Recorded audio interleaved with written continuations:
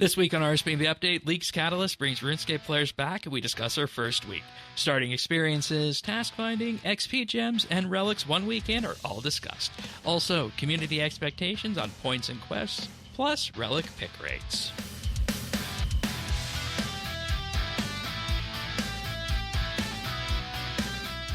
This is RSBANDB Update, episode 1055, recorded Thursday, September 18th, 2025. A little tickle tickle.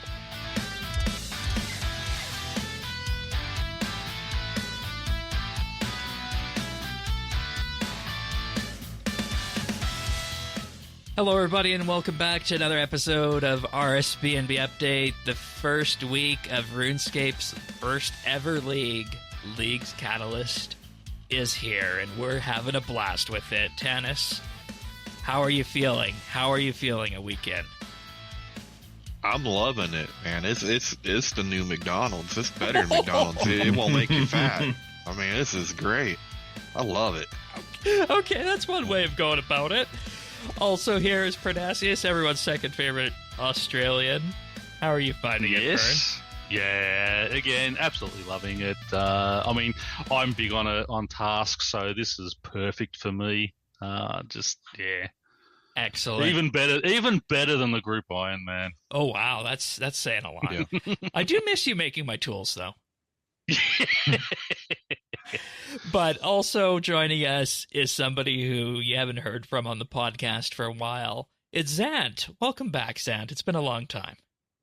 Hello. Yeah, it's been a while since I've played RuneScape, but Leagues has got me fully hooked again. I'm having so much fun with this. That's good to hear. It's quite awesome. It's good to hear. For people unaware, Zant is the person who has been behind the designs of many of the Patreon mailouts that the experienced tier members have received. He also created the legendary Legends Guild that drew attention from across the internet.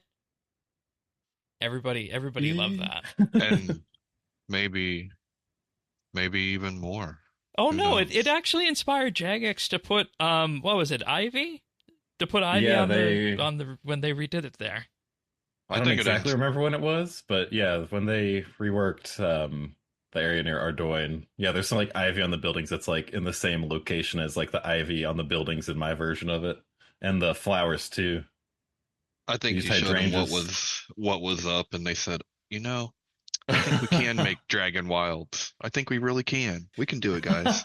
Right, because that video for the Legends Guild and the scene behind it, that was Unreal, which is the same engine that Dragon Wilds uses.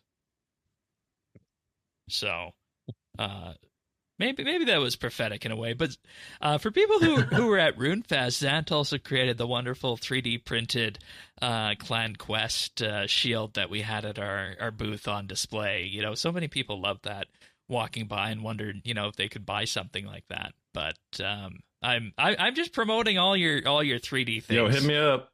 Yeah. You're also streaming RS, which we'll get to, I guess, in the what have we been doing. But you have this 3D printer camera that was going the other day too, which printing the 3D. I 3D printed a relic. It's really nice. So, it's a little bit too red, I'd say, but we'll see if we can get some pictures of that up in producers and whatnot. But yeah, good to have you back, Zant. But we're gonna dive into this whole leagues thing. And before we do that, of course, a big, huge thank you to our experienced tier Patreon members for whom without the show would not be possible. That's Amos Reed, Bladecom, Dominic R., Jade Gizmo, Jason S., Jesse W., Keski, Lemon Lodge, Luminos, Ricky A., Runestar, Psyoasis, Snail Mage, The Naked Captain, and Tim. You'll hear more about our Patreon offerings a little bit later on the podcast, but of course, in the meantime, full show notes can be found over at update.show. Our community Discord can be found in game at update.show/discord. Not in game, but you know what I mean. The Friends chat, of course, can be found in game at BitsBytes. But we're just going to throw ourselves into this. So what we're going to do is we're going to talk a bit about our starting experiences for what we have been up to. So let's start with you, Tannis. How exactly has it been going? It's been going. I feel like it's been going well. Now, I'm casually playing leagues. I'm not like I'm not chasing anything. I'm just having a really good time playing RuneScape. Like this is just awesome. I mean, ah, but I'm playing as task. The grinding, I haven't. I mean, there is no grinding. I haven't been doing any grinding, besides like if I'm gonna go AFK while I'm on a call or this or that, then I'll park myself somewhere to do um some gym cutting and some money. But um, this is totally different for me because I'm not an achievement guy. I'm not a quest guy. I really don't like that stuff all that much.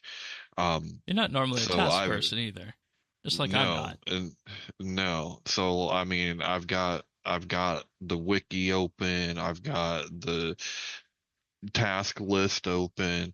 I'm following this and going here and doing that and going there.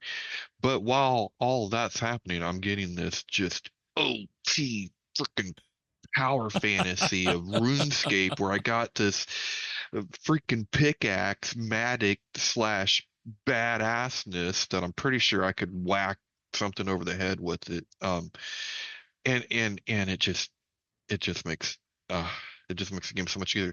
And then I get this skull, and then I can go anywhere.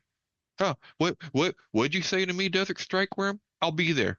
Give me a second. Here, let me see my skull. So you Wait, went. what'd You you went for say, the Hellhounds? assassin's Oh my teleport God, yeah. relic. Yeah. I mean, I debated for a while, but that's where we ended up. But it's a different way of playing. But I know that once I get through some of these, I'm also making progress towards bigger ones.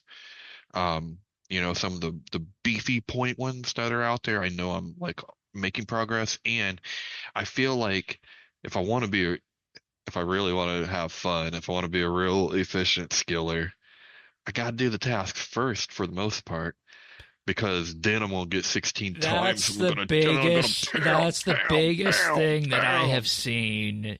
The people new to leagues. I'm not going to say doing wrong, but focusing on too much Yeah. in some cases.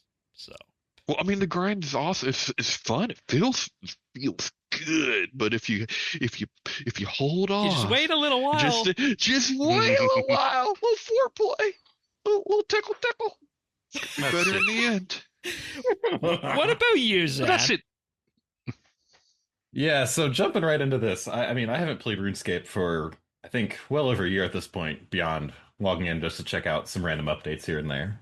Um, so it was kind of crazy deer in the headlights trying to pick a direction from the start. When did And you I remember I decide was you even were just you were gonna play leagues? pretty much the second they announced it. Okay. Like I've had a decent understanding of what old school leagues are, and as someone who like my main problem with RuneScape nowadays has basically been like effectively the time commitment. And I've gotten to the point with my main where that's like the only thing I do. And all the grinds I have left are just these super long ones. So, as I've kind of Yeah. become an adult and I'm not just a kid anymore with all the free time in the world outside school, it's a lot more difficult to kind of work that in. But the just amount of milestones and things you're blowing past in this mode is kind of insane. And just for a person like me who's I've been wanting to kind of get back into this game for a long time, but just the sheer amount of dopamine hits I get in a row from doing this, it's like hard to put down. And I feel like that's just something I kind of became disconnected from over the past couple of years with RuneScape, like chasing these longer term goals. But now it's just like allowing me to crush through them super fast and just kind of get to some really cool, fun parts of the game. And it's really making me appreciate the whole Iron Man kind of mode of gameplay as well. Okay. I've never really done that, but I'm finding it so satisfying to kind of create goals based on your needs that you have, and that combined with just how fast everything is going is just making it super enjoyable to me and kind of helping me see how I would maybe enjoy like a group Ironman or something after this. That is so interesting to hear because we started our group Ironman, what is it, 10 months ago at this point. and we weren't certain how it was going to feel. So hearing that this is making you interested in Iron Man, and particularly group Iron Man, is a very positive thing to hear, I think, because that's something else. It's like, well, you want to play the game and you kind of want to catch up on content, right? Well, what other better way to do that than leagues? Yeah, exactly. So, how about you, Pern? Yeah, well, I mean, as a 55-year-old teenager, I've got the time to play and sink into this. So I am absolutely loving it. I love tasks, so this was always going to be good for me. But I was having so much fun on the group Iron Man and sort of doing our pathing on what do we need for the group and things like that, that I was sort of, I'll split my time between the two. I got into it and no, I haven't logged on to. Well, so today is the first time I've logged into the Iron Man since leagues began. Yeah, I've been checking the farm and getting my free inks and that's it.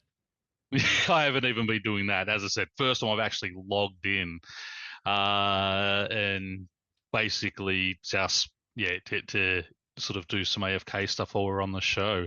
I mean, that pickaxe is, it's God mode, really. Like even for rune crafting, I used to go, okay, rush Slayer so I can get to Abyssal Demons because they drop so many rune essence. You don't need to worry about mining it.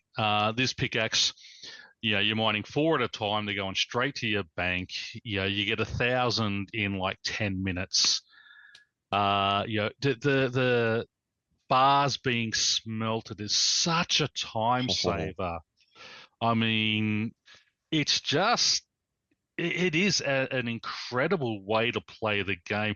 Again, not something you'd want all year round. No. But that Tanis was saying this at the start, is that yearly. But I think yearly is too often. I think every 18 months is the sweet spot, if I'm being honest. Yeah, I do. I like once a year. Well, I'm saying like yearly because if it was yearly, I mean, other than maybe the group Iron Man, I wouldn't play any other RuneScape. Like this is what I want to play.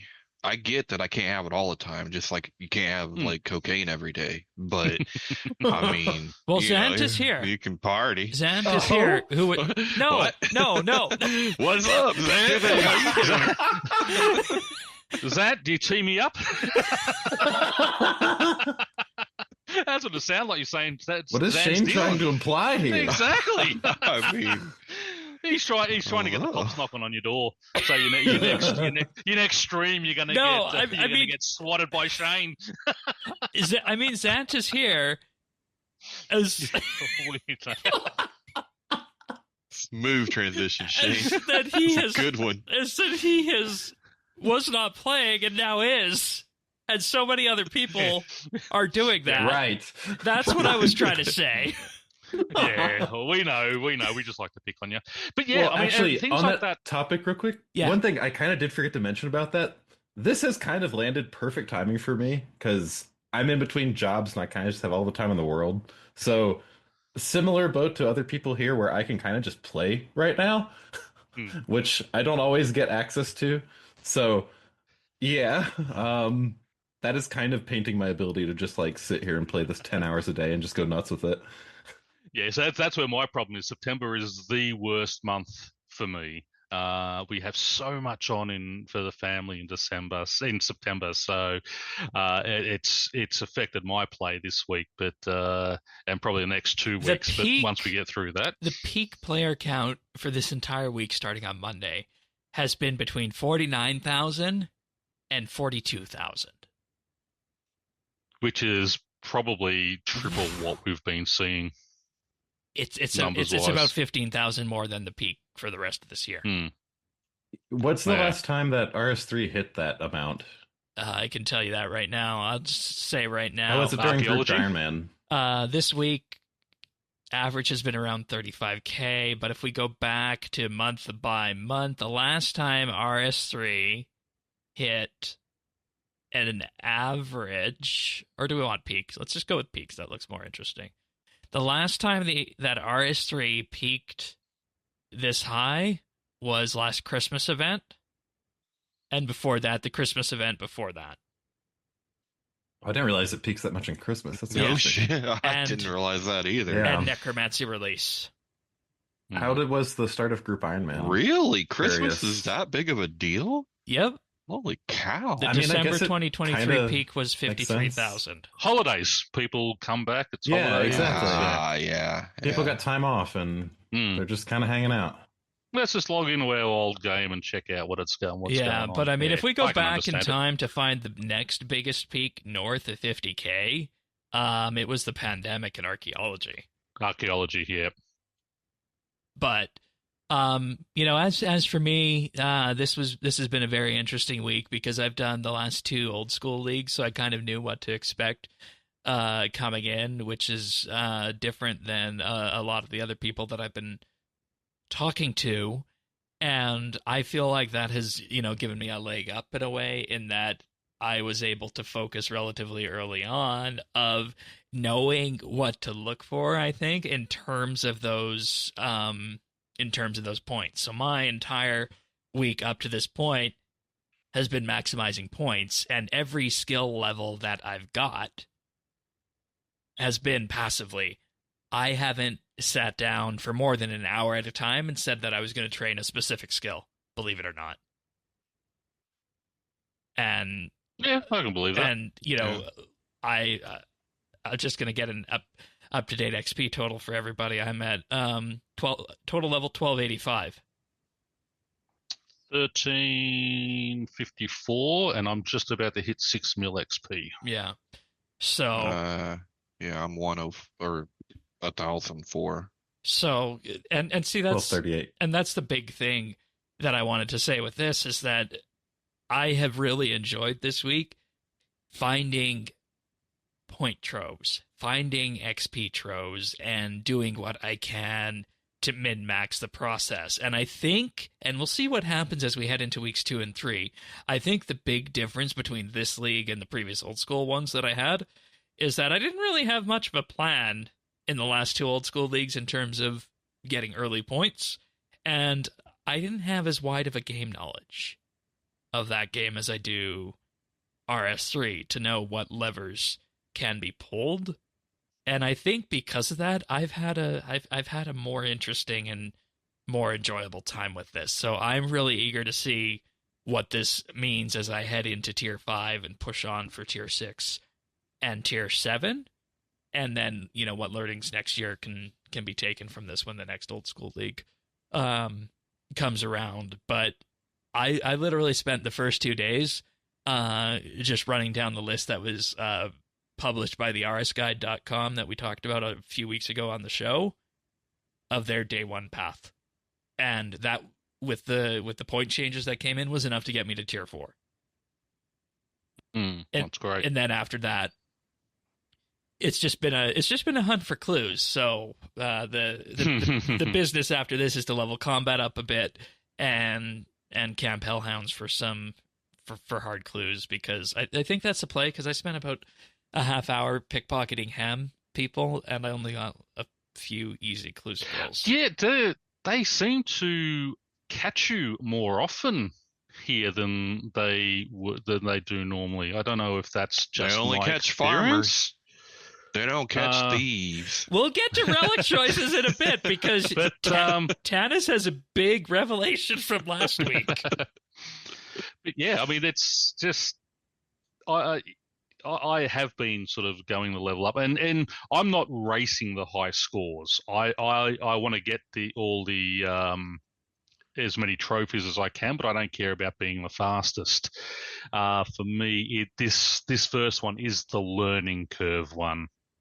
Have fun, learn, see what it's about, and next time they do it, it'll be okay. Now, how can I optimize everything and do it fastest? Yeah. Because as I just said, I mean, it is a totally different gameplay. It's task first. It does need to be task first. Yeah. And that's the biggest tip I think I have for anybody out there, is that if you're worried about a specific stat or level, don't just find whatever tasks are going to be easiest That's it to do. My thing was just to go to tier 3.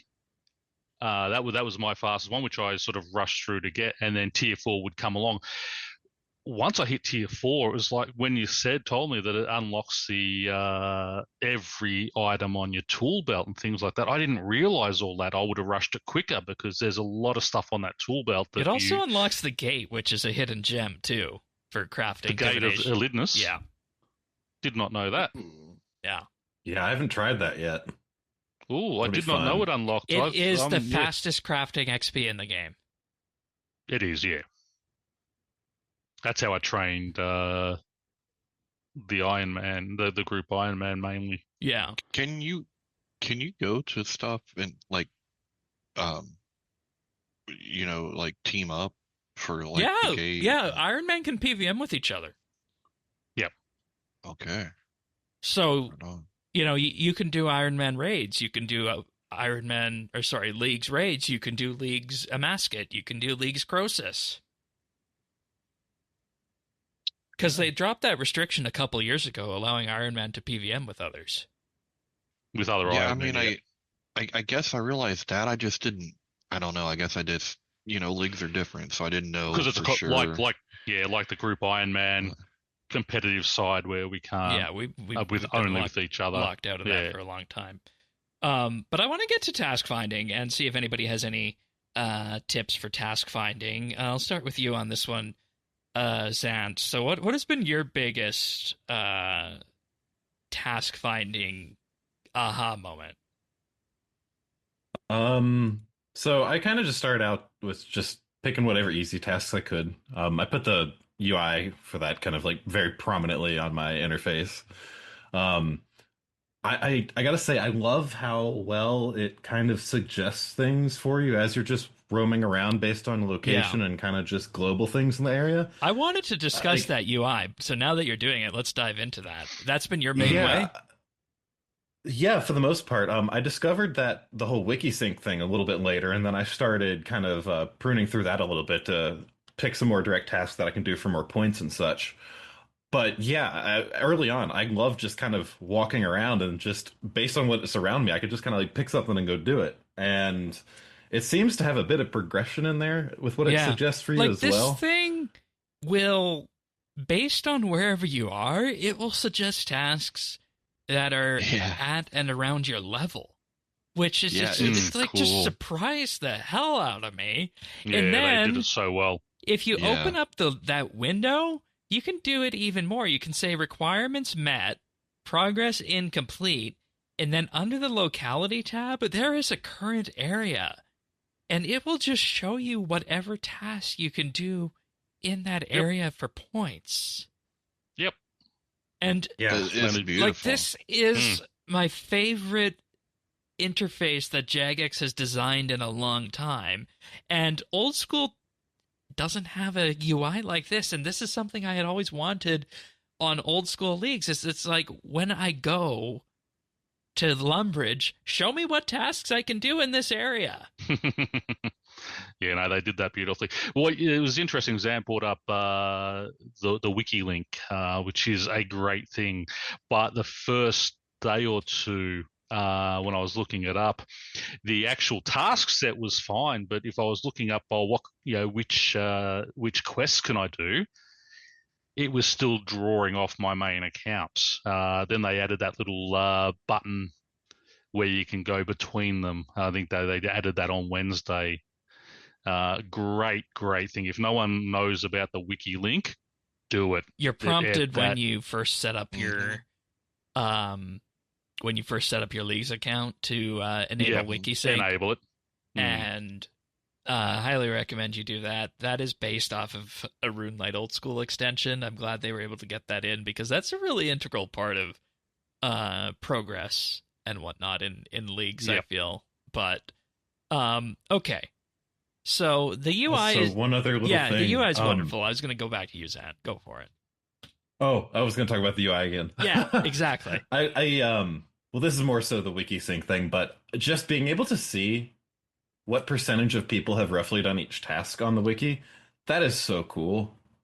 And it almost lets you like browse through there and find ones that like a lot of people are doing. It's like, oh, this is probably one that I could do. I put this page on steroids.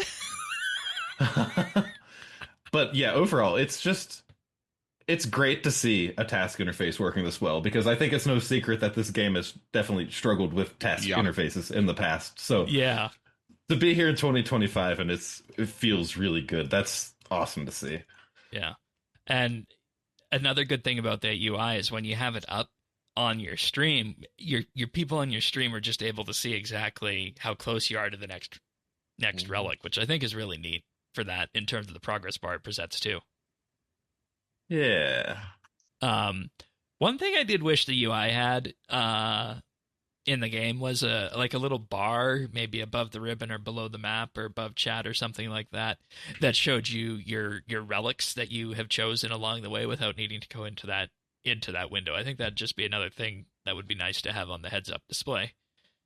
But yeah, I was thinking that too. I put a spot on my layouts on stream because of that.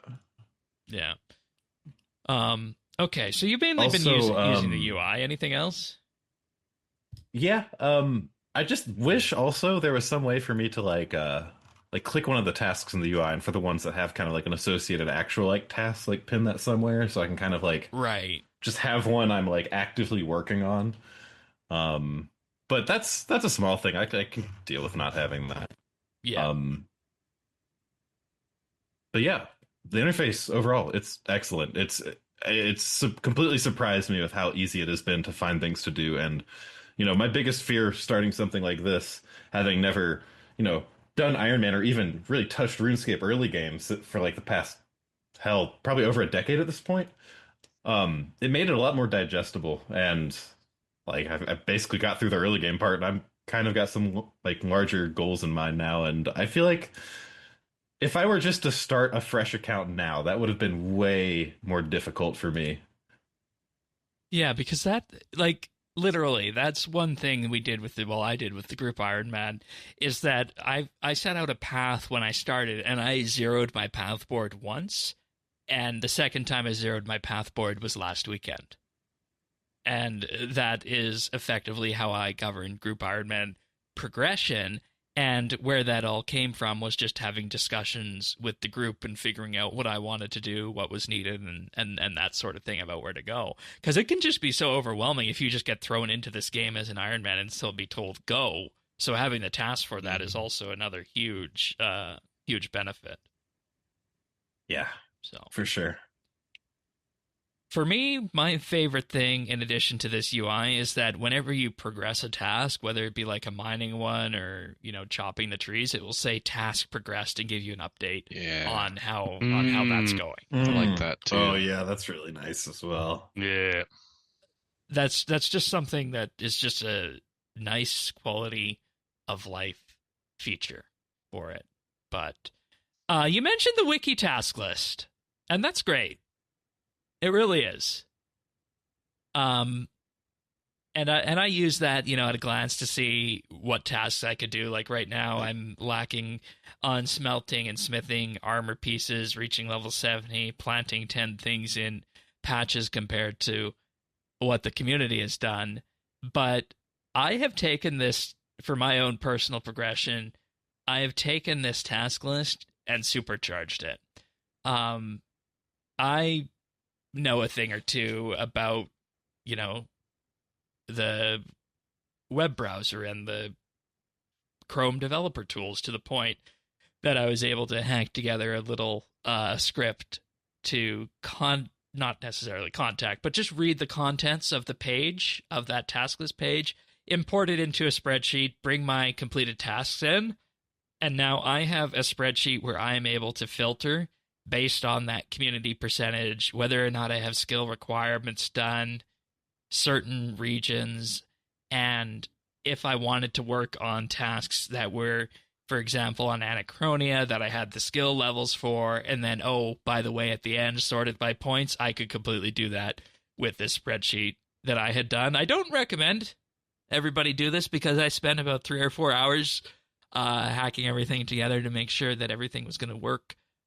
properly for that. But that's how I'm managing my tasks and mainly doing my task finding in addition to that user interface in the game. So I didn't think I'd be approaching leagues with a big spreadsheet like that, but lo and behold, here we are. It's the spreadsheet game. Yeah.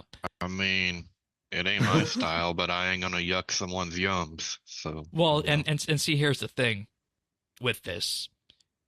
I haven't done this yet, but if I wanted to, I could easily filter out and sum up how many points are in clues. We suspect it's over 2,000. 2,000 points that are in clues. Yeah, I've been hearing there's a ton of points behind clues, just through the different amount of things to get from each tier. So, with that, that's kind of why I wanted that as well, and why I went into my relic choices as I did. But that's how I've been doing task finding. How about you, Tanis? What have you been doing for yours? For my points? Yeah, for task finding. Like, how are you going about finding where you get your points? So mostly, I mean, at first, the little thing in the corner was just fine. I mean, it was good. I do have I got so many wiki tabs open. But that's the nature of an Iron Man anyway, right? Like you're constantly trying to figure out what drops this, we're gonna find this, where's so there's a lot of that, but basically I'll use wiki and the little task Okay, thing. so the same as that then. Mm-hmm. All right. How about you, Pern? Yeah, well, for day one, basically, when they released all those the original tasks, easy and mediums, I made a spreadsheet for day one and just grouped them to their areas so I could just run through, get them all done. I had 104 for day one, which I knocked out in probably 4 or 5 hours. The quests and all that were on there. Then after that, it's just, basically what do I feel like doing? I've got the little tab open up in the corner at all times. So it's like, I'm going through this area. What can I do? Yeah, well, let's knock out that. That looks like a bit of fun. But yeah, it's just been about enjoying it and sort of that where you go to a different area and it just pops up a different task is fantastic because you go, okay, yep, I can do that. That's going to be a bit longer. They'll save that one for another day.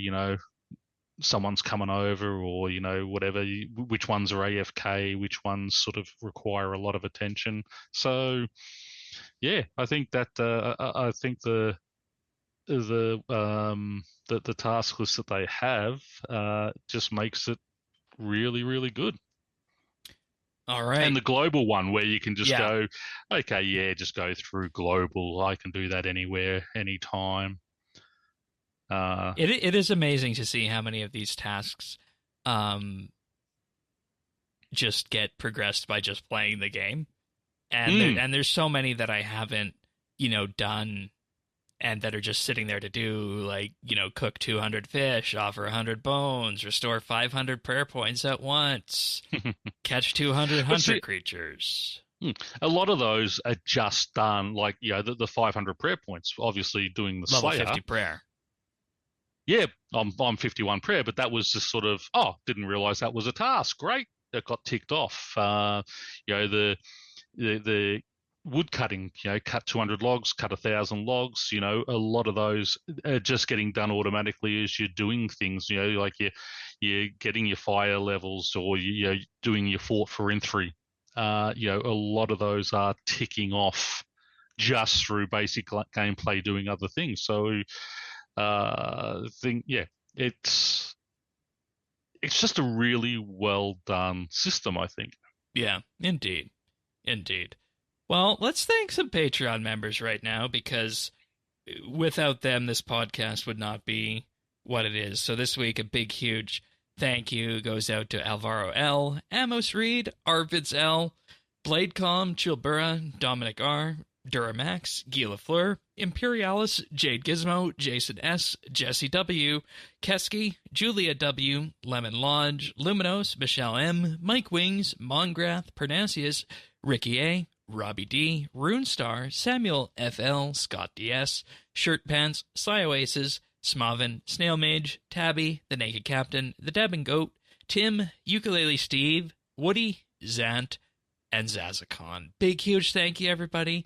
Thank you for everything that you contribute to the podcast and making this community for what it is. We could not do this without you. If you want to learn more, patreon.com/RSBNB. Go there, sign up for as little as $1 a month. We have 3 tiers available. Starting for that $1 price, you get access to an entire back catalog now of 85 monthly bits.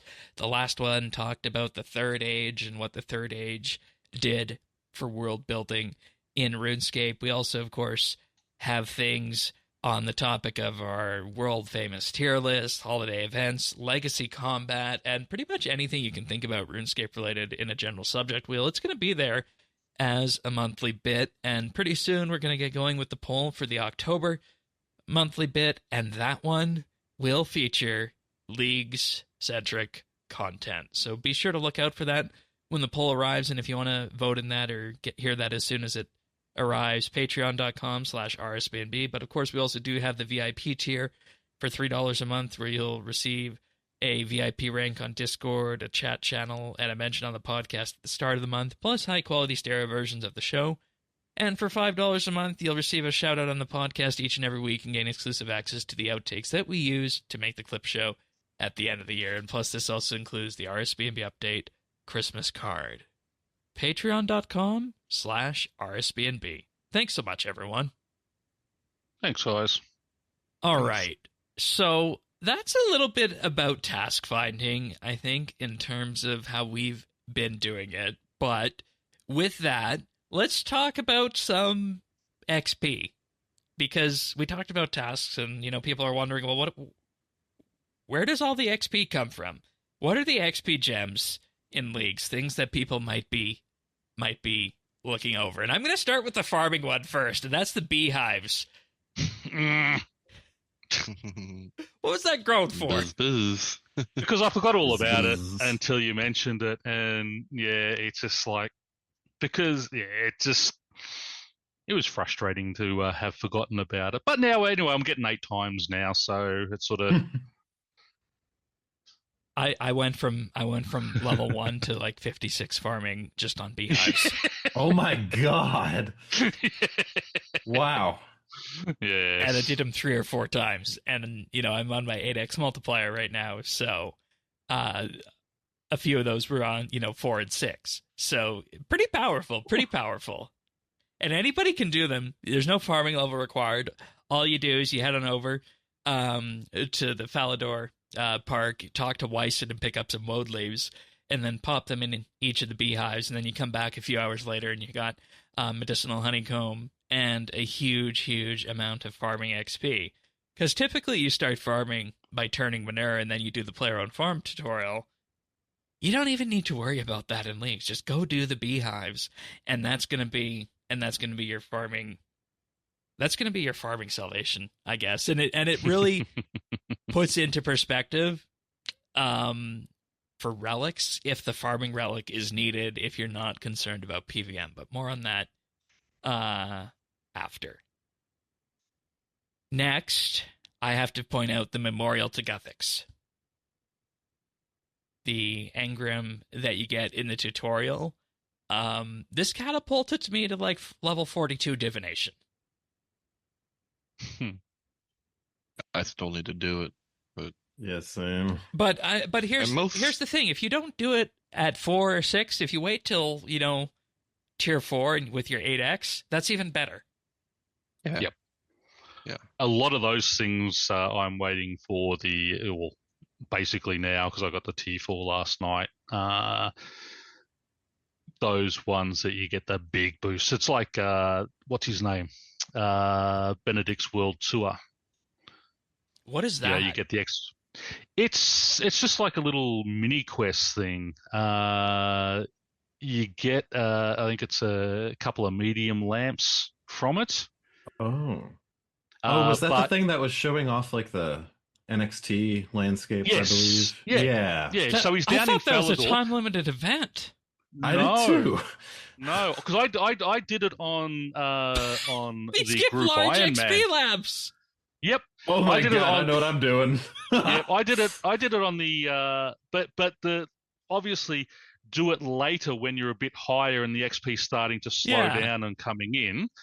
I did it on the Iron Man when I was about 40 Herblore to try and boost that up, and I should have waited. But yeah, so I'm waiting on a higher level Herblore to do that, and it's just going to go bang and smack those out. But yeah, there's all those little things that just they give you lamps and such that, and when you're getting 8 times, it's just brilliant. So you do your quest where they have a set. Okay, that comes with a 1,000 XP lamp. Yep, great. But anything that gives you a medium lamp or a large lamp, do them a little bit later and wait till you get that till 8 or times 12x, XP. I'd say. Exactly. And the list of quests that I have for those is Fight Arena, which is combat XP in terms of attack and strength. The Grand Tree is attack. Violet is blue, can go on to anything. Vampire Slayer is combat as well, and Dragon Slayer. And that has just almost got me to base 60s for attack and melee. Yep. Another big, huge thing that people need to focus on is the flash events, specifically the non-combat ones. Yes. Farming one, the one. the mining one. Which are the other ones that you've been doing, Zant? Because I know I saw a few of those on your stream. The Evil Tree is a good one. The Evil Tree is a brilliant one. You can also do the first part of the Shooting Star before the enemies come about, but I think I'm at a point now I could probably do the combat portion of that one. I think you got to do 70K. I think you got to do 70K damage. You do. The problem with that one is try and find a world with less people because they go quick. I've done it a couple of times where I've got my 70K easily, but because there are so many people who are so low, they're not doing the damage. We don't kill enough of them to get it complete. I also almost managed to do the KBD one, but that just went too fast, and I didn't get my 35K in. But yeah, I was able to. Haven't do the tried 70K. that one yet. Yeah. Also, with these flash events, you get the Sack of Wild, they're very wild rewards, and with that, you have lots of opportunities for salvage, which is free money, but also things like Infernal Ashes, which you can take on over to the Wilderness Altar and just get, hey, 40-odd free prayer levels. Yeah. So flash events should not be slept on. The Nexus early on day one. I saw a lot of people doing that as well. Yeah, that's where I was day one. In addition, just slept out 43. Yeah, so that sounds about right from what I was hearing with that. And the other one. Another one that I think... you first. Just another small one that I think has been talked about as much, but gem rocks are kind of insane, especially the uncommon ones. You just get a gem like every single hit, which gives you crafting XP if you have Excavator. Yeah. So I'm sitting here at 70 crafting just for mining. Yeah. Mm-hmm. The other thing crazy I wanted to mention, and this is maybe a bit of a controversial one. Again, wait for this probably until 8x or 12x, but the task sets. Because if you do the wilderness ones, specifically the wilderness easy ones, which is just 8 tasks, you get 2 laps worth 10,000 XP each before the multiplier for a skill level 30 or up. So that's either, 80K or 120K for each lamp. And when you put that on a skill that's level 30, that's going to help out, your Herblore as an example, or summoning, as I did for the wilderness ones. And one thing is, don't sleep on your low-level seeds because they grow instantly. Your cabbages, all that. If you took the farmer one, Yeah. you drop those in, and it's 1,500 every time you pick them. 1,500 to 2,000 XP, and it's just bang, bang, bang. Just keep planting them over and over and over again, and it's just crazy. I got to 27 farming just doing those. Yeah. And see, and that's the thing I think a lot of people get sidetracked with. They get sidetracked by taking, the XP, right? But you don't need to do that. Focus on the tasks first. The XP options will always be there later.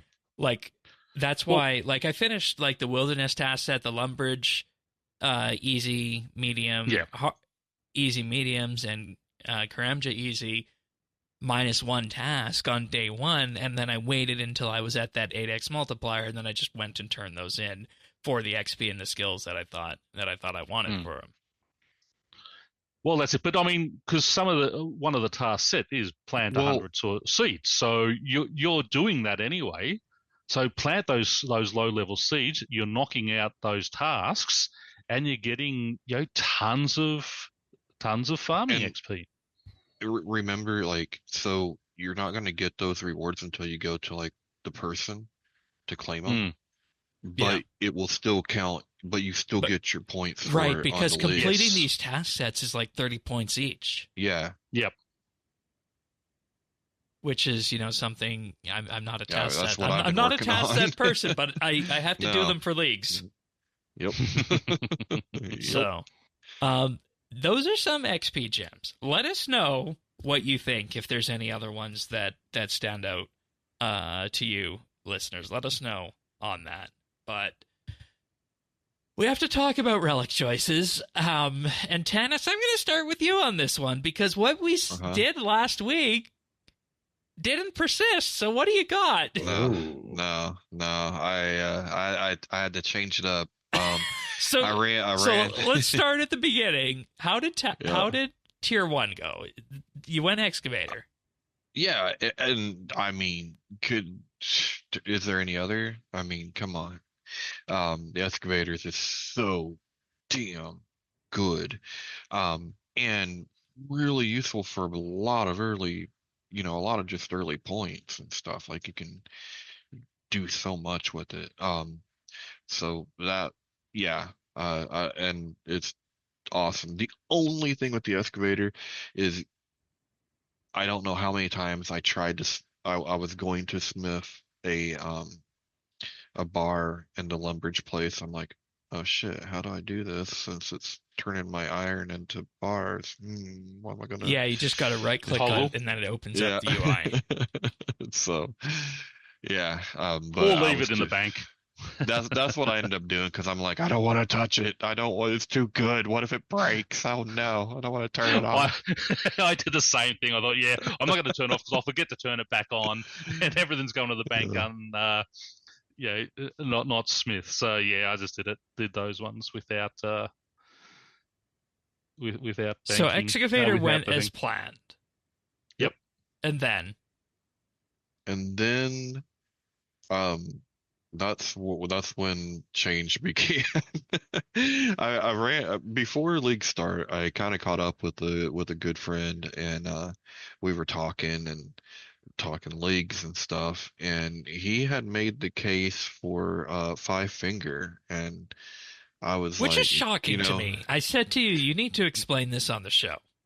Yeah, so I mean, and don't get me wrong, he's like, hey, Fairy's Flight, it's strong, it's real strong, but for the things that I lack in,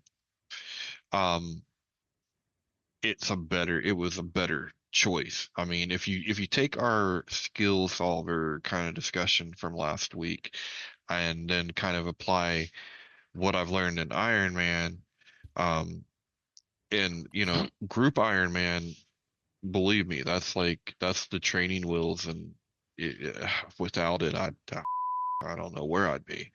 The group helps out a ton, but for me, growing crops isn't the hard part. It's getting the seeds, number one, and getting money. If you don't PVM, like I can't. Getting money, getting some of those kinds of materials is just hard. So Five Finger, I can get all the seeds I want. I get my money, and that money is going to come in to play, all over the place. With eventually with the potions on Math Cab with the supers and stuff I'm going to need. So it ended up being the better choice for me. So yeah, that's how I kind of went with that. Because and I'm glad. I see Farming Frenzy as something you pick to not only help farming, but also herblore as well for making your potions. And that's primarily why I chose Farming Frenzy, was because of all the potions I knew I would be needing for that herb seed buff. That is why I chose Farming Frenzy. And I think your path that you're taking without the PVM and the need for early money and the question of where you're going to get seeds, because Slayer can provide seeds but it doesn't provide them in the same amounts as PVM. I think that is a sound choice. And it's like we said last week, there's no wrong choice. There's no wrong here. Choice. Yeah. Yeah. So our man went for the fishing and hunter one. Well, eventually I'm going to be able to speed up time, which means I'll have all the beans that I want, and which means I'll be growing stuff instantly anyway. And so that's your farming solve. And farming is like it. I mean, they're growing in 5 minutes anyway. So like when it comes to getting the herbs, I'm not too worried about it. I don't think. All right. And what'd you go for tier 3? I went with the Slayer Insight. I mean, it's so good. This was another change because you said fairies last week. Yeah, that's what I meant to say. I got all mixed up there. I was talking about the farming one again. I went with the plan as it was, and I have enjoyed using Fairy's Flight, but there have been maybe 2 or 3 times that I wish I had Assassin's Insight. We'll see what happens as we get further on down the road here for me. But like we said last week, again, there's no wrong choice for 3. It's about what you prefer. And because part of this for me is just it's so damn fun. I want to do things that I have fun doing, and I love Slayer. And there's monsters everywhere. I mean, it's all the Slayer masters. It's all the dungeons. It's damn near everything. So I mean, there's nowhere I can't go. My farming routes aren't really that hard. One of the great things about this one is that it's got Anachronia teleports on it too. Yeah, it's just good. Yeah, for Slayer is a big thing, because getting out to the dinosaurs and the plants, even when you have high agility to take all the shortcuts, is such a pain in the ass. So having that skull, I mean, I'd love to see that transferred over to the main game for like 1 million Slayer points or something, because I'd go for it, Oh hell yeah! And you don't have tier 4 yet, do you? Yeah. No, I mean Tannis. Yeah, sorry, Tannis. Yeah, I know. I'm getting there though. It won't be long. All right, Zan, we didn't do a theory craft with you last week. So what do you got for your relic choices starting at tier 1? All right, so I went with Excavator for tier 1. Which I think everybody knows why. Yeah. You just sit at gem rocks and go wild. It's awesome. That's also really good money. You get so many gems that you can just sell to the gem shops before you have alchemy and stuff. Right, and then you can also sell the gems in the Cesar City for Tokal. Yeah. So selling that to the Ooh, Alcarid shop is how I've think saved about up that. enough to buy a crystal bow. Um, and yeah, that's been very helpful. I was kind of looking, I think it's a tier two relic, the one for agility. That was one I was kind of looking at for the money making purpose of that, but excavator plus gem rocks is like perfectly sufficient for that. That's a really good call out on the gem rocks and selling them. I didn't know I you Yeah, I could had didn't sell thought them think of for about it. that. I for just hadn't total. tried it. Oh, I Yeah. realized I have like hundreds sitting here, and you can sell just infinite to the shop right now. And it adds up. It's like every time I did it, it was like 200, 300K. Hmm. So Hell yeah, yeah. that's been really fun. And just, oh my God, just having the bars smelt for you. It's just incredible. Getting the smithing XP while you're just mining as well. And let's also not forget the archaeology benefits too for later on. Yeah, Well, I've just barely started archaeology, so I haven't even gotten but into that yet, but that's another thing that's on my radar. Yep.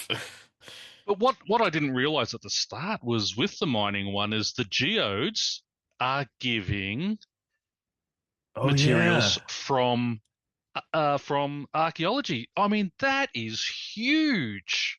Oh, that's awesome. I didn't realize that either. Yeah, so when you open all your geodes, because again, there's another task open. I think it's open 100 geodes. It's it's all materials for archaeology. So and obviously with the XP being so fast, I mean, archaeology is such a well balanced skill around not having extra XP. So having the extra XP would normally mean you're going to be short of materials, but those coming from geodes And are that just was my making it. biggest Mm, reason as well for going excavator was the archaeology things. mm. Well, see, I didn't realize the geodes, but yeah, for everything else, it was like, yeah, you sort of you convinced me back to that way. Yeah. Zant, what'd you do for tier two? So for my tier two, I went with Farming Frenzy. That was kind of a no-brainer for me as well. And I'm loving that. It's so insanely powerful feeling to plant a seed and then just watch it pop up right in front of you. Um, I actually got a decent stack of bloodweed seeds Oh, from one of the Wilderness Flash events. Yep. So Wow. after I hit my 8x, I did that, and I'm at 62 farming now. So that has been awesome, and I'm just kind of desperate to get more seeds because that's going to eventually turn into me having just a shit ton of herbs. So um, that's kind of helping me see this path forward to get the fort going, so I can get the Slayer Master for that, um, and just kind of camp Slayer in that kind of level 75 combat range for a while. Get a bunch of seeds and stuff, and just kind of start cranking on the farming perk. very But nice. yeah, And tier three? so tier three, this was fun for me. I was pretty dead split between Fairy's Flight or Assassin's Insight, and I flipped a coin, and I ended up getting Fairy, which has been very nice. I think I would have liked these two just about as equally. Yeah, I don't know. Tannis talking about just having access to all the Slayer stuff, just literally at your fingertips. I'm a bit jealous of that now, but I feel like with Fairy's Flight, it's with the fairings, you get enough variety of teleports that I can get around pretty much anywhere. Same with the farming patches. Like, I can still go to the Anachronia, I think it's a cactus patch, and get up near the dinos and such. Um, Oddly enough, one of the ones I use a lot is one of the farming patch teleports to the Jade Vine, just a very nice Ardoin Oh teleport. yeah. So yeah, it's really useful. I honestly kind of wish when you're picking fairy rings, there's like sort of like a map for you to do it from because I just find the list just really inefficient to pick Yeah. from. Um, but yeah, that's been great so far. Um, and then I did Grand Tree without having to deal with Tree Gnome Village, so I guess that's good. That's cool. Yeah, and I did one of the quests. I missed out on the other one, but it's attack XP, so that's fine. Um, and so far your path is exactly the same as mine. So I want to hear what you're doing for tier four now. I think it's the same as yours here as well, maybe? All Clue right. Connoisseur? What do you got? Clue Connoisseur. Yep, same. Yeah, that's been a lot of fun. I had two easy clues stacked before that, and I just went ahead and did them. And the first one gave me a master clue. And because of the perk, I was able to make my way through that master clue. Like at level like 55 combat, I just like kept re-rolling until I got one that I just had to go like talk to someone. Yeah, and that's And I did the that's master how clue, you do it. and I got a soul ornament kit for my first one. So that's pretty Nice. nice. And eventually get a soul's amulet. I can have mine look all pretty. But yeah, it's just so fun. Just being able to just like teleport to your clue location. You just pop the clue, hit whatever button on your action bar your Globetrotter top piece is set to, and then dig. A little game hack if you've done the UR it and you sort of don't have a high level amulet at the moment. When you get a master clue that takes you to Drakens, you can look up where all those fragments are that you need to sort of put together to make the UR it amulet into a pretty powerful mid-level combat amulet for yourself. Oh, nice. Yeah, I did that Just a little quest. I game just banged the amulet, but that's good. Yeah. But get all those fragments and put it together, and it's equal to the Dragon Rider's amulet. Ooh, yeah, I need to do your ed as well. That's one of the quests I've been wanting to do. I feel like my tier 5 is going to differ from most people. I'm not there yet, but in about 1,800 points, I will be picking Bombardment. Oh, you'll be with bears. You'll be one of the few rangers out there. Okay, so I'm not like literally the only one. Okay. No, I swear, yeah. like showing up to these like Wilderness Flash events, I swear I've seen like 3 other Rangers. Yeah, the thing is that range is a perfectly serviceable combat style. It's just the amount of PVM that you need to do if you want every end game unlock is a little insane. That sounds so fun. It'll still work for you for what you want to do, as it is. I need to underscore that. But that was the big caveat with it as we talked about last week. See, the main boss that's making me want to pick the range paths is I want to do Raksha. Like I've never soloed that in my there main. You go. And to do that and get Greco on my own, that'd be super satisfying. And prior to that, I'm hoping to do some Nex and maybe get some Pernix or a Zarite bow. Like that's just one of my favorite bosses. I mean, I guess you could do that for any of the combat styles because there's equipment from pretty much anything. But yeah, I just feel like the options I have for bossing with the ranged one appeal to me a lot. Yeah, that's fair. And I mean, everything is going to work depending on what you want to do. It's just a question of how hard do you want to push end game PVM, and if you're not doing that, then you don't need to worry about it. And since you weren't here last week for the Theory Craft, what are you thinking for tier 6? Perfection or Banker's Note? This was tough, but I think I'm going to do Perfection. That's just too good. That means pretty much I can get like a Grace of the Elves like immediately if I have an Onyx. Yeah. Grace is Hydrix. Grace is Pern, which is it? Which is the Grace of the Elves? Is that the Onyx or the Hydrix? I'll be able to... Grace is the Onyx. Okay. It's an alchemical Onyx. All right. Yeah, that's what okay. Hydrix are all the battle ones. And the Luck of Dwarves and Grace of the Elves are the alchemical Onyx. Okay. You can tell I haven't made those on the GIM. Those have all been provided to me. So. Yeah, just having access to all that super easily and just all the invention stuff. Like I've kind of decided from the start I really want to lean into invention with this league. And that's just going to be such an awesome way to do it. And the fact that you can alch and disassemble things basically simultaneously, that's just cool. Yeah, if you go to the wiki and you go to Perfection/shops, there is a list of the profit per hour, theoretical profit per hour of alchemizing once you have a lot of money. Alching magic stones is 780 mil profit an hour.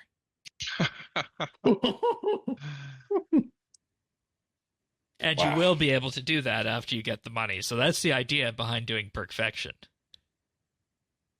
Yeah, that's something that was looking great to me. It's just insane moneymaker.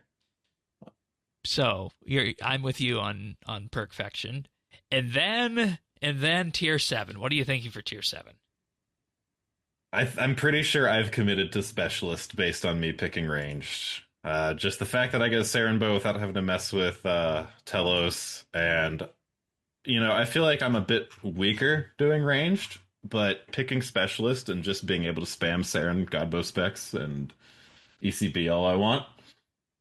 Yes. Bears was on the fence about this and Ascension last week for that exact same reason, that he wasn't sure. That's basically what the other one I was deciding whether or between, not he wanted the free SGB or ECB versus the God books, and he said he'd decide as he gets there. So the part of Ascension that's really enticing to me is the whole Stone of Jas thing. That just sounds insane. It is.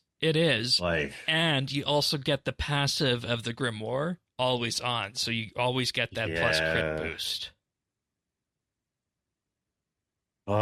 And just like win book at all times and all the other ones, and so you got a long time to decide on that.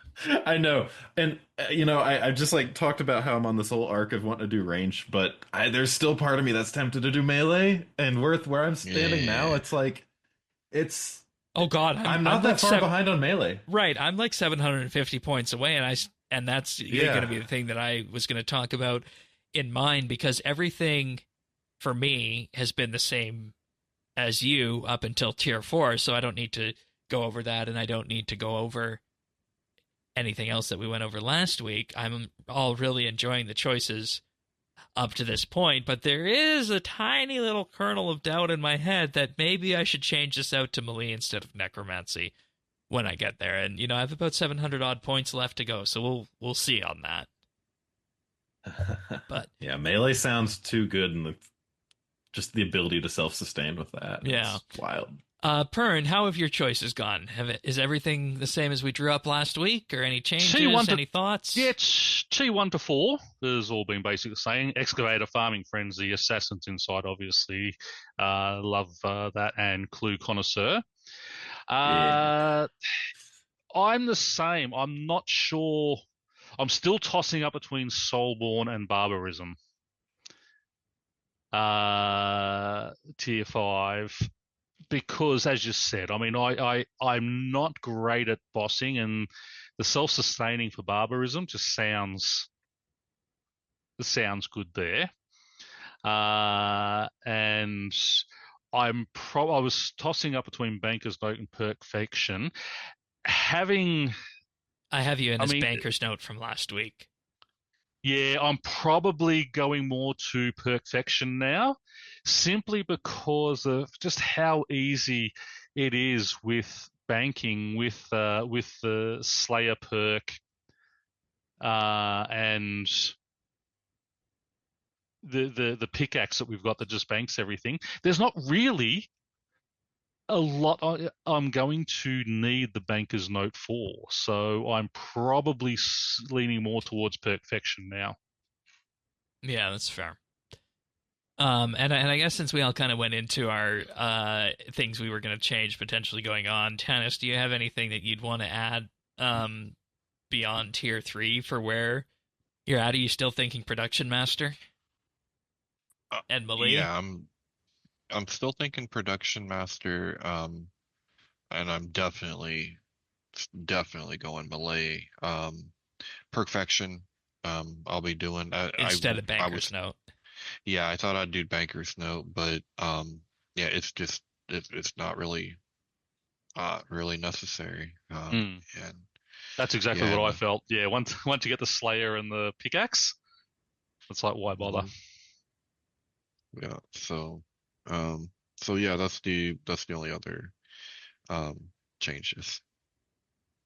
All right, well, that's Relic choices for where we've been here up to this point, and everything could change again next week depending on where we're at. But I guess the way I want to end this part of the show now is just go around the same way we started, and we'll start with you this time, Zant, since you're effectively a returning player here.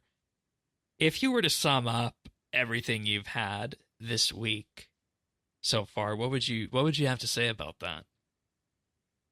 I'm just very satisfied with how this event's turning out, and it's reminding me just how much I love RuneScape by kind of giving me a chance to, get around really quick and kind of experience all the cool parts with, less of the grind.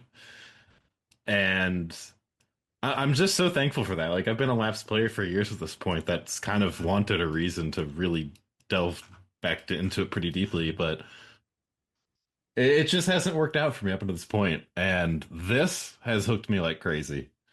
And like I said earlier, it's kind of showing me that the whole Iron Man game mode is something that I think really works well for me. And um, I've always had this desire to kind of take my main a bit slower and more, not more planned out, but not trying to just jump to goals instantly. And the process of kind of like getting everything yourself and not just going to the G and buying everything. It just feels so much more satisfying. And I think it took something like this to kind of show me that I like that. So I'm very thankful for that. And I think to hear. I think I'm going to be playing RS a bit more after this now. Like it seems pretty inevitable. Yeah, it's great fun. It's just a lot of fun too. Like I said, I'm in between jobs right now, so I kind of have all the time in the world to just sit here and play games. And this couldn't have been a more perfect thing to come out right now. Excellent. And, it just makes me so happy as well having you back around in the RS community and whatnot. And, even just seeing how you're interacting with the people on stream and the success you found in that this week, too, was great to see. Yeah, I appreciate it. Yeah, I think I was missing the community aspect of this game a lot. And just that with gaming in general. And I think over the past couple of years, I've stopped really playing games as much and stopped really streaming as much. That's something I've just been missing for a really long time, and it's kind of reminding me why I love gaming. Nice. Pern, what about you? First League. What's your biggest takeaway? Just how differently you play the game. Because it isn't rushing levels and things. It is more the points are the most important part. Tasks are always something I aim for pretty quickly because they give you some useful things. But tasks on steroids where you need those points to get unlock your relics is. It really is sort of more game theory behind it. Okay, what do I do? Where do I get the points from? And especially now between T4, T5, T6 is going to be where those points start really to be important. I am glad that I chose clues for that. Yes. Yeah, I'm glad that I chose clues for that. Yeah. If you, just a reminder to people out there, if you do get your hunter level up to 58, you can make some gloves of silence, which does make pickpocketing a lot easier. Along with your Artie cloak 3, I think it is 2 or 3. Unless you're a 5-finger person like Tannis. Unless, well, that's And then you just take it. Yeah. But again, once yeah. Once I get to the higher levels in thieving, which is not going to take that long anyway, I think 75 plus, you pretty much don't fail at ham members and things anyway. So it's just been a lot more theory crafting and sort of planning out a journey rather than just sort of, I feel like doing this today. I'm just going to AFK, and cut 10,000 logs. No, well, what's the point in that? Because what am I getting points for? So I didn't think it would be possible, but I'm actually enjoying this more than I am the group Iron Man at the moment. Well, that's good. That's good. Good to hear. And the fact that it is only an 8-week thing as well, that helps I think, too. Makes it, you can throw yourself. No, you've got an it. end spot. Yes, There's the end goal. That date is the end goal. So, what about you, Tannis? What's been your biggest reflection or learning point here doing this? Gosh, I don't know. Just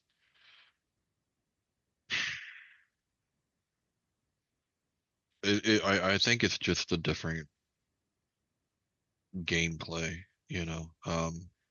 which I knew going in. I knew it was going to be like this, but it's so tempting. There have been a few times that I've wanted to be distracted and grind, but no, I wish we had it. I hope we have more of them, and I hope they're regular, and this and probably the group Iron Man would probably be. I would be very satisfied with that. Excellent. For me, my biggest thing is that I feel like I've finally been through, enough leagues myself on the old school side of, doing things not the way that I felt like I would do them, and do them in the wrong way, as people have heard on the old school show. I feel like I'm actually doing it right for me this time, finally. And what I mean by that is doing whatever is the best way of getting the most points fastest, and then doing whatever is going to be the thing that is going to provide me the most combat power at the end of the day. Because, we've said it before last week that we're not even sure if there's going to be a meta for this week, but every game I play, whether it be something like Star Trek Online or the odd game of World of Tanks, I always try and angle towards what is the current meta gameplay style out there for that. And by leaning into what's going to provide me the most points and then the most powerful combat experience at the end of the day, I feel like I've been able to capitalize on that. And I think that knowing that I can do that with a game plan on day one is definitely something that helps me, and it makes this league feel better than the ones that I've been playing in the past. So that's what I have to say on that. But I want to, kind of poke your brains on how the community has been seeing this, because I don't know about you guys, but were you at all shocked when you saw the post that mentioned that the Relic tiers were being reduced in points from tier 4 onward? Yes, very shocked. But, well, I shouldn't say shocked, because people just want everything handed to them these days. I don't know. They're just... People complain about everything and just want everything easier. I mean, sorry, but half the people out there today under 30 would not survive if they had to go through the 80s and 90s, where you actually have to work for things. I was very shocked that you've got 8 weeks, but people are complaining that it's too hard to get the points.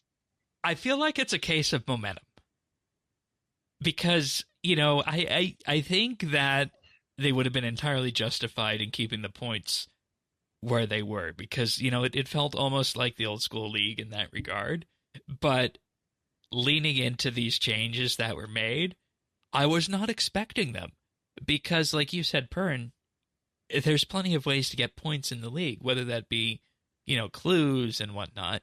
But looking at this, dropping tier 4 from 5,000 to 3,500, that's 1,500 points, and that gets a lot more momentum going. And I think, and I'm gonna say that this is probably the best reason to do something like this, aside from just making it easyscape. The best reason to make these changes that they did is to keep momentum going up. Because if you have people playing the first week of the league and hitting this wall when it comes to getting tier 4 or tier 5, and then they stop logging in, that's not a good sign. Yes.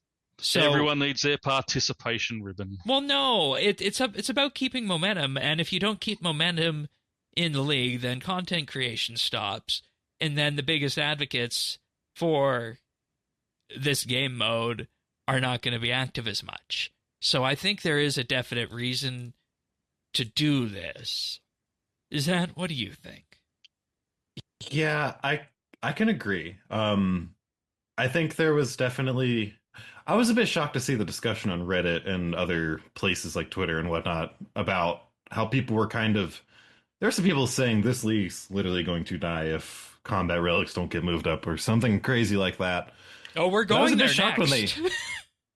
I was a bit shocked when they actually did reduce the tiers a little bit, but when I thought about it more, it kind of makes sense. I think it's a bit more of an engagement thing than I initially thought. Yeah, that's kind of like you were highlighting. Yeah, I think that's what the primary reason is. And think about it as well. There's a lot of old school players who are playing this, and as I understand, for like old school leagues, like people don't typically play through the whole 2 months. No. And by the sound of it, the first 3 to 4 weeks are the main active point. Yeah. So by the sounds of it, these tiers that we have are kind of established on the premise that you are playing for the full 2 months and you're having a satisfying experience across that time. So if there's some discrepancy between that and what's actually working out for the people playing it, I think this is somewhat valid. I don't necessarily think it was needed. But if it's going to work to help people stick with it more, I'm for it. Oh yeah, But, of course. You know, I'm not saying it's bad for the game. I'm just saying today's generation just needs to have that everything easier type. They don't like to work for things, and you know, and it comes. I mean, my son's the same in all the games he plays. It's like, oh no, you know, that takes too long to do those things. It's like, dude, Christ, you know. Dude. And I also think it boils down to Jagex kind of somewhat being more willing to change something like this based on the immediate community sentiment. And I wish with something like this, where it seems clear that they have kind of calculated that these tiers were pretty ideal for like a 2-month long event for someone playing it across that time. I wish they would have like stuck with that a bit more and maybe like say that instead of, okay, guys, we're changing it. Well, they did. I mean, at the end of the day, though, it feels good. So who really cares? It's 2 months. You know, like that's right. I mean, as I said, it doesn't affect my gameplay. I'll still be playing the full 2 months. Well, to get and here's the thing, like dragon trophy if I can get it. Yeah. Well, and I mean, I hate to be the bearer of bad news, guys, but the younger generation, who are we talking about? Zant? I mean, seriously, right. there ain't young people playing this fucking game. I'm talking under 30s. I mean, well, I am 30, so I mean, come on, like, dude, just because it says Zoomer248 on Reddit, that sumbitch is pushing 50. Come on. I'd also like to point out that we are all Zoomers this week because we are using Zoom for the show. There we go. So maybe that is. I can see both sides of the whole tier rebalance thing. Yeah. Oh, I understand it. But it's not just. To me, it's not just this game. I mean, it's life in general where that type of thing happens. So, you know. But, dude, I'm going full hedonist. Let's go. Bring it on. It feels good. I'm riding this bitch to the end. We're all going to burn, so who cares? They said that the feedback was that the jump from tier 3 to 5 and the grind in between them, specifically with accessing combat relics, feels a bit too long. This is somewhat expected given Leagues is designed to run for 56 days. We hear you, both in feedback and in data. It's clear that the relic tier gap feels a little more frustrating than was intended. So that was effectively what they were saying there, is that it's that combat side of it too that is a bit problematic. And I want to kind of loop that in here too, because you don't get any major combat buffs aside from some accuracy increases till tier 5. Yeah, that's true. But notice, like, they didn't, like, they said data. It was backed up by the data. So it wasn't just opinion. Yeah. They were like, what data do they really have after 4 days? They have tons. Something. You're telling me there was a big drop off in play from day 1 well, no, to not day necessarily 3 a drop off in play, just but there just could a have been decrease in like the amount of people progressing through the tiers. Like you see a slowdown. Yeah. Like imagine you see the rate of progression through tiers, and then that just slows down as you get to tier 4. The game in general. I mean, you look at your smithing, the progression from 1 to 20 or 1 to 50, and between 50 and 100 is a big slowdown because there's a bigger gap in, more XP required and such. But I mean, as I said, they've obviously got all the numbers there, so they know what's best. And this is also goes back to the old school precedent, because Raging Echoes was 750 for tier 2, 1500 for tier 3, 2500 for tier 4. You notice what I said there? The Raging Echoes Old School League, it was actually less to get to tier 4 there. Tier 5 was 5,000 compared to our 6,000. Tier 6, 8,000. But that one did go to Tier 8 in the end.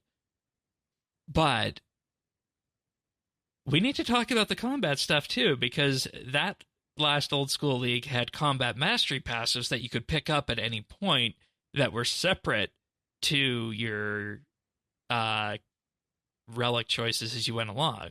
So in theory, by day 3, you could be, halfway through your combat mastery points that involve things like defeating giants, defeating the introductory Scurious boss, which the closest analogy that we have would be the mole, defeating a Slayer creature with more than level 55, defeating Jad, reaching combat level 100. Those were some of the ways you unlock mastery. But here it's all in that one relic at tier 5. And I wanted to prod you guys on this, and, maybe Zant, with what you've, been talking about on your stream with, the community and whatnot there, and if you feel this way, do you feel like the combat relics that we've got so far are going to cut it when we get to tier 5? And do you think that maybe we should have had something sooner for combat? I think the relics are good. I just think maybe they should have, I don't know, maybe 4 and 5 should have been swapped or something. Something to get them a little bit earlier, because tier 5 does feel like quite a long ways in to be, getting any decent kind of combat buff. But at the same time, it's cool that you kind of get that much time to decide, and it's like you could kind of pick any of them at that point based on where most people are going to be at skills wise. Yeah. By the time you get to tier 5. So I'm kind of wondering what their thinking behind it was. Yeah, because I'm sure those both points are a bit more contending when they were trying to figure out the correct design for this. Right, because if you look at the relics that we have, combat-wise, honestly, the melee one is the one that adds the most power, I think, in the grand scheme of things. Yeah, with that plus 500 and the healing. I think if you look at the magic one, that's probably the weakest one across the board. The ranged one, people are probably underestimating with the single target AoE. And then the necromancy one is just there. I don't necessarily know how powerful that 25% larger and 25% more damage is going to be for the conjures. But not having to unlock 35k souls is also a big deal with that. So I think, and I'm going to go out on a limb here, that the discussion that was happening around combat happened because this is the first league. And based on the feedback, they'll be able to be iterative with the next one, and whenever that happens, and look into specifically what can be done for the combat side of the equation on that. Because I'm just going to say I don't think it's enough what we have combat wise, combat power buff wise. I'll agree there. Yeah, it's a little wild that it's all tier 5 and 7 pretty much. Right. And I think if there was some passive crit chance increases across the board as you were leveling up, I think that would be neat. And I think if you added in another plus 500 damage for all the combat styles sprinkled throughout the passives, I think that would be enough to get you going, so that by the time you get to tier 6, say, you have that 500 combat boost for ranged, for magic, for necromancy, for melee, and then the melee relic still gives you an extra 500 on top of that, so that can be kind of like the cherry on top situation. And then maybe, for magic, look at changing that to a crit chance rather than a crit damage. And I think that would solve a lot of the concerns that were there with the combat progression through the league and the power that was there. Because I'm sitting here looking at this, and I don't necessarily know if I'm going to feel as powerful as I thought I was going to be by choosing necromancy and doing this. Granted, I will when I get to tier 7, because that's a huge increase, but I don't know if it's what I was expecting for the league, if that makes sense. But I guess time will tell on that. Any further thoughts on combat and the progression involved with that? I don't think so. All right. How has everybody felt with combat in general up to this point? Fine. I haven't done much of it really. Not a lot. I mean, I haven't ran into a lot of it through the task, so far. Yeah, because we do get that flat accuracy increase at tier 1 by 20%, which is very helpful early on. Yeah, I mean, just for Slayer, for the Slayer levels that I'm at, it's fine. It doesn't really feel that much different from the main game. All right. But again, I'm so not we gotta into wait those for fire tier 5 creatures and yet. tier 7 then, I guess, is the sense on that.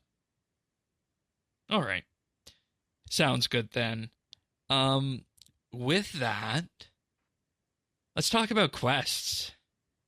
I didn't imagine, questing on the league, but there are some tasks for completing quests, including Extinction, which is worth 400 points.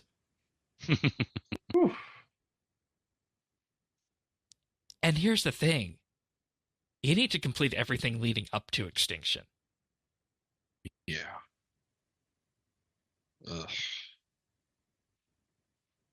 And there's no shortcut to that.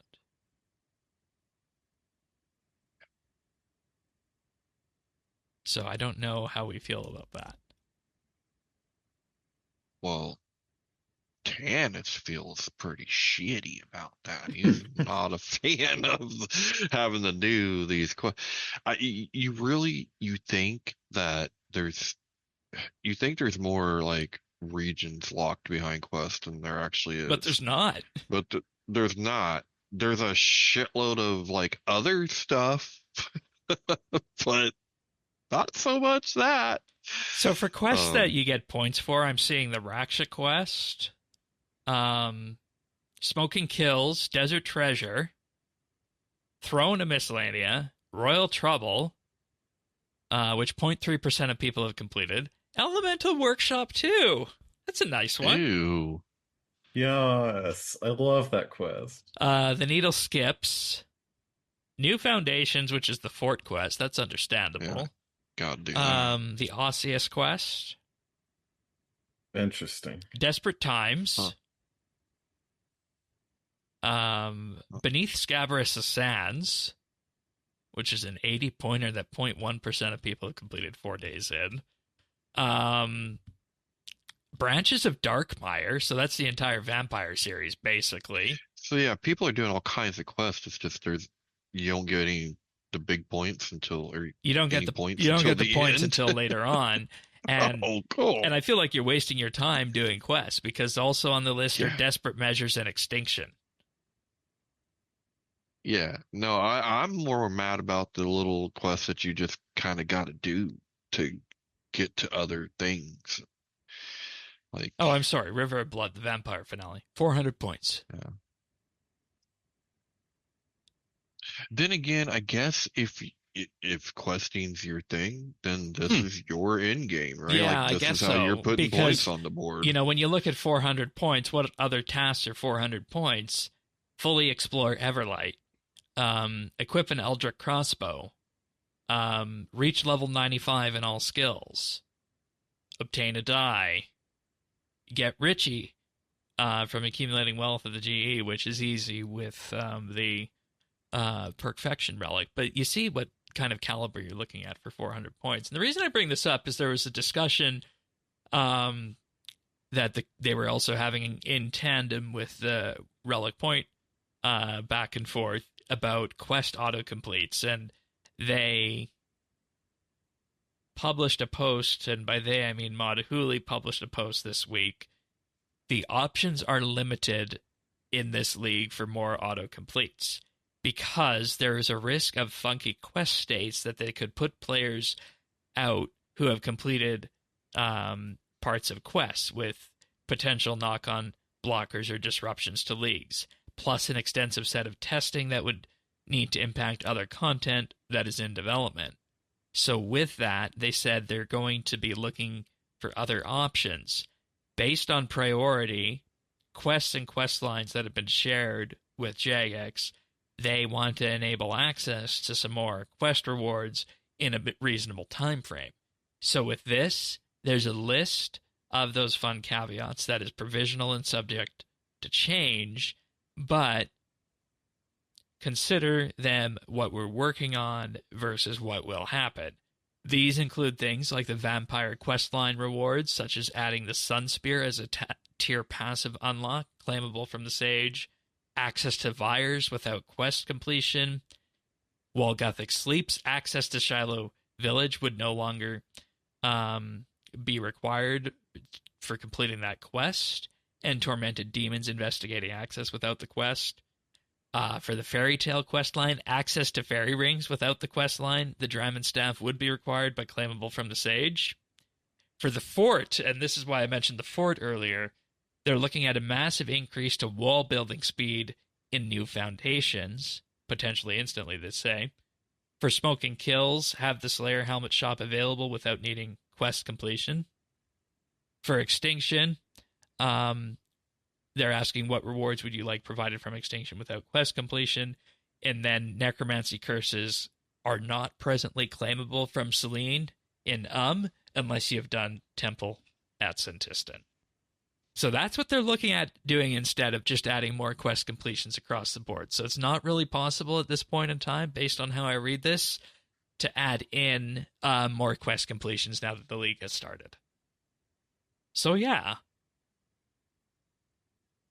And that's another reason I'm considering maybe changing out from Necromancy to something else, is because you'd need to do Temple of Sentistan to gain access to the Necromancy curses at this point in time.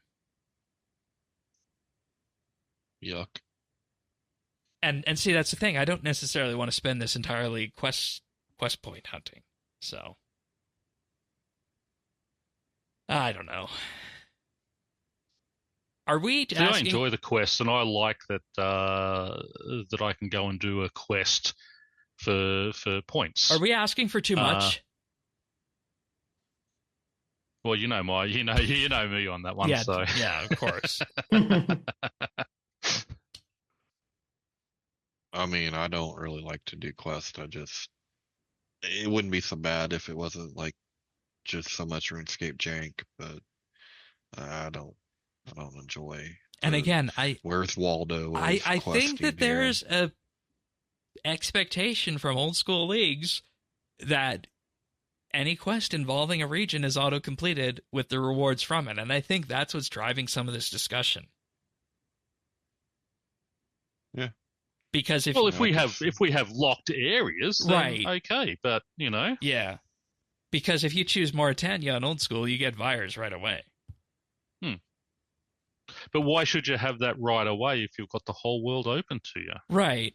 But the thing is, and I mean, it's really not that hard a quest series to go through. I'm thinking more of Extinction. Like, do you want to spend? But it's a pain in the ass. Right. And who wants to spend your time doing that when there's towns to do what quests, I want to do? Yeah, but this isn't the mode for that.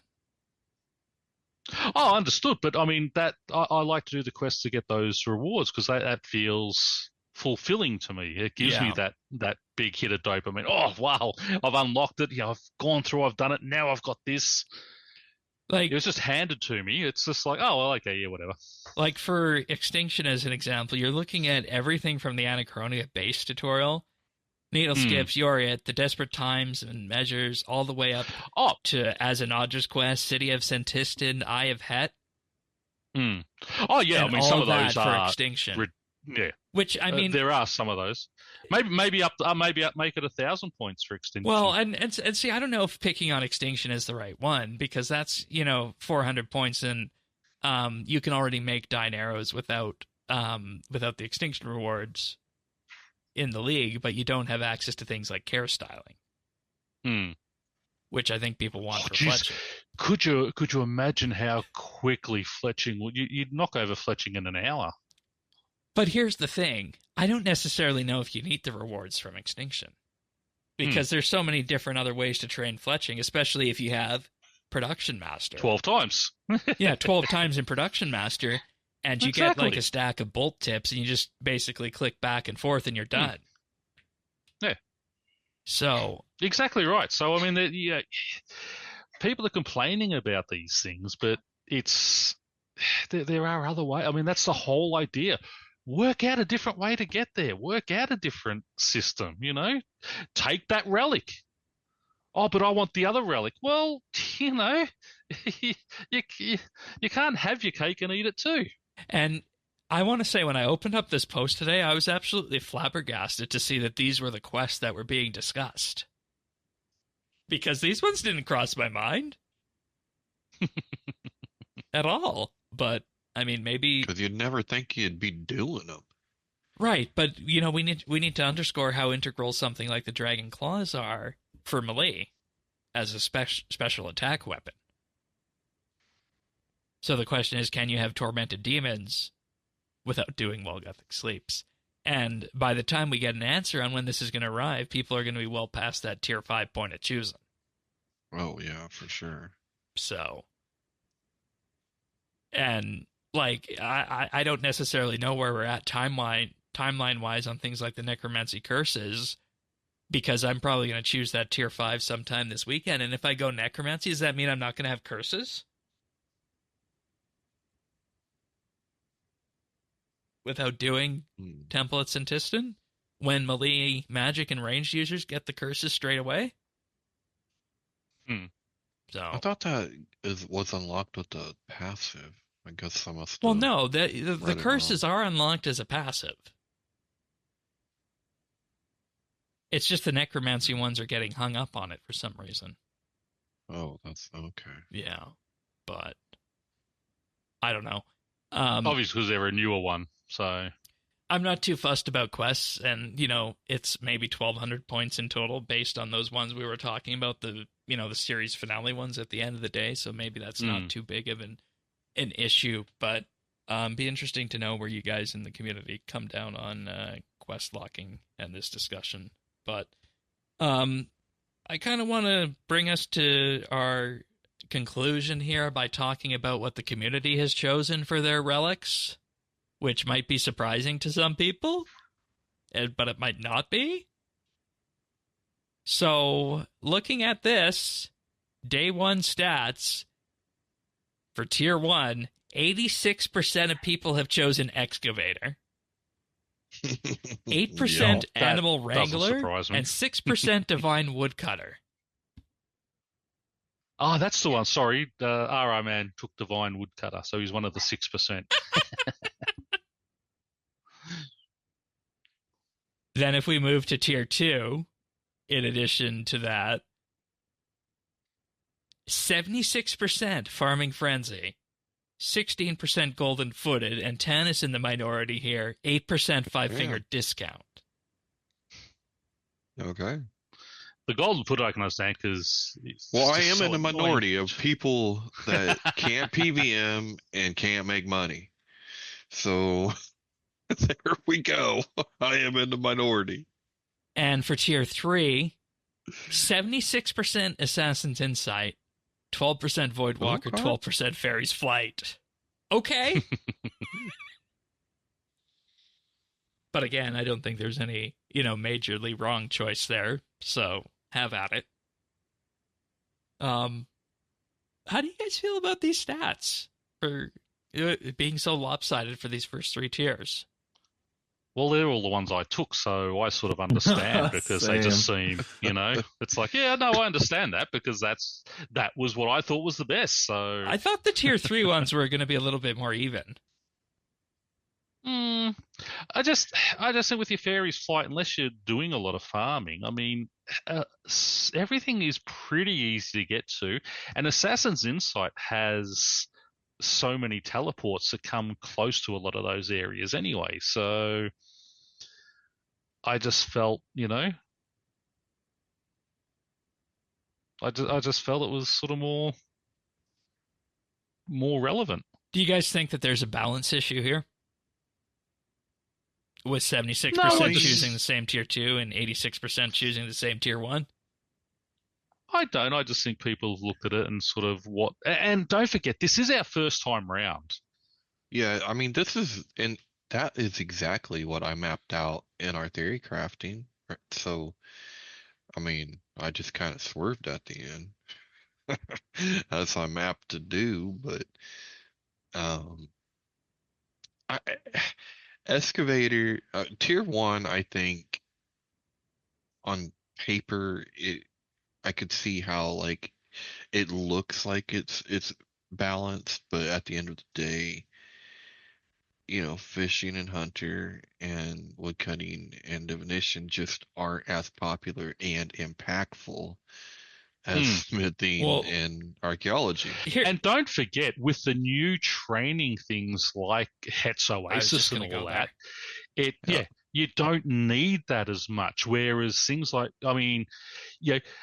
love the mining and smithing update, but smithing takes a long time with that relic. Yep. With, as I said, with getting your bars already done. By Production Master. Exactly, it's fantastic. It really makes those other ones and getting the geodes and things for your parts for archaeology and such. It just made a lot more sense because again, those we've got a lot of new features in Hunter and things like that. And fishing, well, fishing's fishing. It's not a hard skill to do. It's a very AFK type skill. The wood cutting one I thought might have been a bit higher. Absolutely but not. Again, with all the updates that we've had recently, it's not that hard. I mean, it just seems that this was the best option and the most overpowered option amongst them all. Yeah, so here's the way I see it. Divine Woodcutter is made redundant by not needing not needing divination charges if you choose perfection, and divination being easily trainable with the Gate of Validness and caches. Woodcutting is not an issue because of the wood box most of the time, so you don't need to worry about that. Animal Wrangler doesn't matter because for Hunter we have Het's Oasis for Hunter training, and for food, not much solid food in the form of fish is used, so that doesn't really matter there. But what does matter at the end of the day is getting your relics, your combat relics for archaeology in place so that you're able to do that. And we know how archaeology behaves. If you boost it with XP, that's just 2x. So imagine how crazy annoying it would be to work with archaeology if you didn't have something like Excavator helping you out, lowering the cost of restoration and providing all those materials for you. So I think it's just because there's nothing that good in the other two and there's everything in Excavator, which is maybe a bit of a design thing that they can consider for next time. So, yeah. Well, it's hard to discount too that the other ones just aren't as important, especially with some of the other relic choices coming in. Yeah. With barbarism, smithing is you might actually. Oh yeah, you could make your own tier 9 power armor that's what I'm saying. Without any combat, stuff in it. Yeah, it I don't know. It's not that the others are bad. It's just that those skills aren't as impactful. Was there ever a point, Zant, you considered taking Woodcutter or Wrangler? Not really. Those two first tiers are pretty locked in for me from the start. Okay. I mean, mostly for the archaeology, I think, especially for Excavator. But yeah. I did initially look at going Animal Wrangler for the simple fact that Hunter is a lean forward skill, but talking with you and then sort of realizing with archaeology that with the XP having to get all the materials, it made it a no-brainer. Yeah, and I think tier 2 is a bit more nuanced because there's use cases for both golden footed and 5 finger, as Tanis has said. Golden Footed, I've talked with people this week who have chosen it because of, they don't want to do agility and they just want guaranteed money. So Golden Footed has an option. Really nice. So I'm wondering what got in the water to make 76% of people choose Farming Frenzy. Like, I chose it because of, the herblore stuff at the end of the day. But I'm wondering why more people didn't choose Golden Footed. Maybe the money wasn't as good as they wanted. I don't know. I think a lot of people are expecting to do Perfection and get money from that later on, I think, as well. Yeah, that could be it too. Because I see that somewhat Excavator and Perfection as being like the 3 money ones, and if you're picking like 2 or 3 of those, you're kind of double dipping in a way. Yeah. Or triple dipping. Or triple dipping. I was just gonna say Excavator, Golden Footed, Perfection. Holy then crap. You could just be the money god. Go for it. Hey, does it count if I steal my gold? I mean, have a glitch where the money goes over to your main account and everyone buys a blue party hat.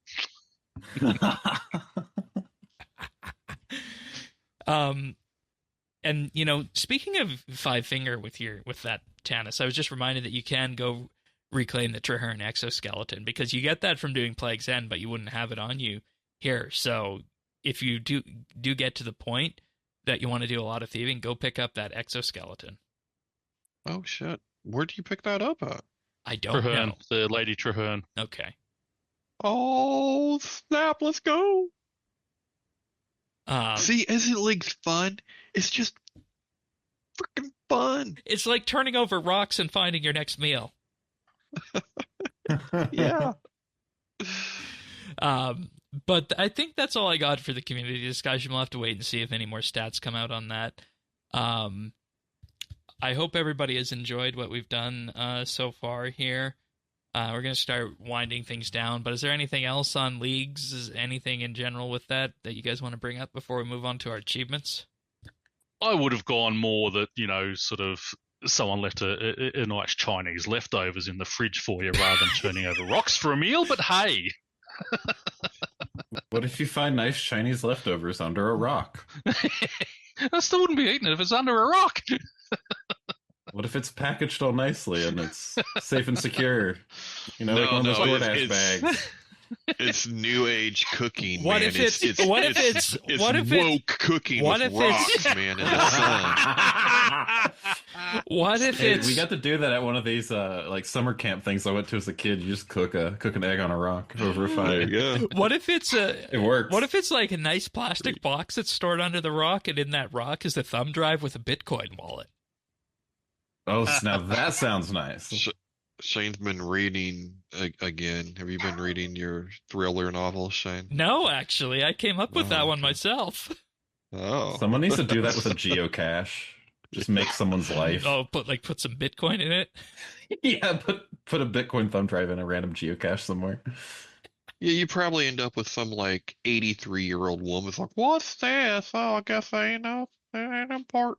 Well, it's like that the poor Aussie guy who put his Bitcoin onto a thumb drive and forgot the password for it.